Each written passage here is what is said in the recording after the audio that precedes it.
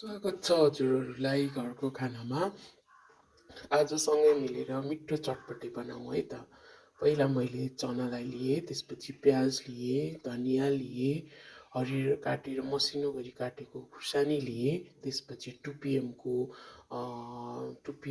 त्यो कुरकुरे लिएँ, त्यसपछि वाइवाई एउटा चाउचाउ लिएँ, अनि दालमो भुजा हालेँ त्यसमा, अनि तोरीलाई कालो गरी भुटेर एकदम पटपट आवाज आउने आइसकेपछि एकदमै हातले मुस्दा गर्दाखेरि पनि जाने गरी हुन्छ नि फुटेर्ने गरिकन भुटेर पिसेर लिएँ। त्यसपछि अलिकति तेल हालेँ, तताएर बेसार हालेर तेल हालेँ र कालो चुक हालेँ अनि मिक्स गरिदिएँ।